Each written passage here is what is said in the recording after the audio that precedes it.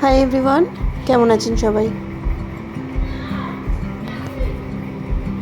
আজকে আমরা বানালাম মাটন। তো কিভাবে বানালাম প্রসেসিংটা দেখে নিন।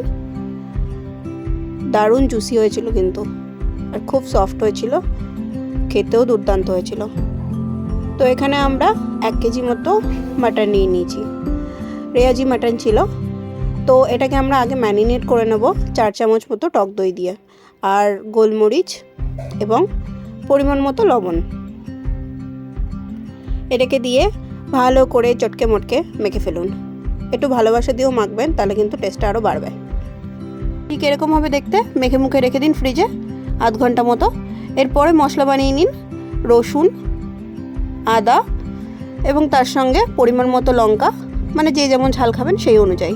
এরপর জিরে এবং তার সঙ্গে একটা টমেটো, ভালো করে পেস্ট বানিয়ে নিন।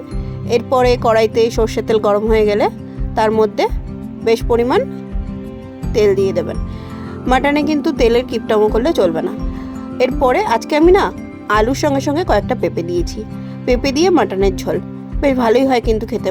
এই পেঁপে দেওয়ার কারণে মাটনটাও খুব সফট হয়। নুন হলুদটা আগে দেওয়ার কারণ, তাহলে কিন্তু তেলটা ছিটকাবে না। তারপরে আলুগুলো ভালো করে ভেজে নিয়ে তুলে নিতে হবে। এরপরে আমাদের দরকার কিছু গোটা মশলা। গোটা মশলাগুলো দেখে নিন। গোটা জিরে, শুকনো লঙ্কা, তেজপাতা এবং গোটা গরম মশলা, তার সঙ্গে ছিল একটুখানি জায়ত্রী। এরপরে তেলে ভালো করে ফোড়ন দিয়ে দিতে হবে। বাস, এরপরে পেঁয়াজ কুচিটা দিন। এরপরে ভালো করে এটাকে নাড়তে থাকুন, নাড়তে থাকুন, নাড়তে থাকুন। বেশ ভাজা ভাজা হয়ে গেলে এটাকে ছেড়ে দিন। তারপরে এর মধ্যে যে পেস্টটা করেছিলেন ওটা ঢেলে দিন।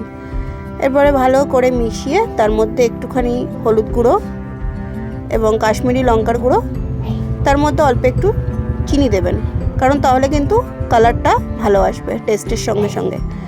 এরপরে একটুখানি আঁচটা কমিয়ে দেবেন, কারণ নাহলে মশলাটা পুড়ে যেতে পারে। অল্প আঁচে এটাকে ভালো করে কষাতে হবে। তেল ছেড়ে গেছে। এরপরে ম্যারিনেট করা মাংসটা ধাপ করে ঢেলে দিন আমার মতো। এরপরে এটাকে আবার ভালো করে নাড়তে থাকুন, নাড়তে থাকুন, নাড়তে থাকুন। আঁচটা কিন্তু কমিয়েই নেবেন। তারপরে আঁচ বাড়িয়ে একটু ভালো করে নেড়ে চেড়ে ভালো করে কষিয়ে নিতে হবে। তারপরে এটাকে, এটা হচ্ছে বাঙালিদের, বাঙালি না, এটা সবারই নিয়ম, মশলা ধোয়া জল এটাকে দিয়ে দিতে হবে। তারপর এটাকে ঢেকে দেবো। ঢেকে দিয়ে এইভাবে ভালোভাবে কষিয়ে নিতে হবে। আমি কিন্তু এই মাংসটা কোনো রকম প্রেসারে দেব না, কোনো রকম সিটি হবে না। এটা আমি ঢেকে ঢেকে রান্না করব। জানেন তো, মাটন কিন্তু এরকম ঢেকে ঢেকে রান্না করলে আলাদা একটা টেস্ট হয়, আর ওই প্রেসার কুকারে দিলে আলাদা একটা টেস্ট হয়। আমার এই ঢেকে ঢেকে রান্না করাটাই আমার কাছে ভালো লাগে।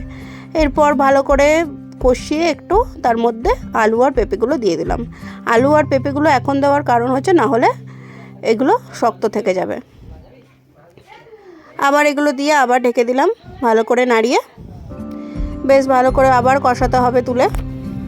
মাংস কিন্তু যত কষাবেন তত মাংসের টেস্ট বাড়বে। তো এইভাবে ভালো করে কষিয়ে নিতে হবে। তো এরপর আমাদের কিন্তু মোটামুটি কষানো কমপ্লিট। খুব দারুণভাবে তেল ছেড়ে দিয়েছে। এরপর আমি এখানে ইউজ করব গরম জল। আপনারাও এখানে মাছ বলুন, মাংস বলুন, গরম জলটাই কিন্তু ব্যবহার করা ভালো। ঠান্ডা জলটা যতটা পারবেন অ্যাভয়েড করবেন। এরপর আমি এখানে দিয়ে দেবো আলু আর পেঁপেটা। আলু আর পেঁপেটা আমি কষিয়ে উঠিয়ে রেখেছিলাম, কারণ এটা এতক্ষণ রেখে দিলে এটা গলে হরিবোল হয়ে যেত। তারপরে এটাকে ফুটতে দেবো। ফুটতে দেওয়ার পরে এটা বেশ ফুটে গেল।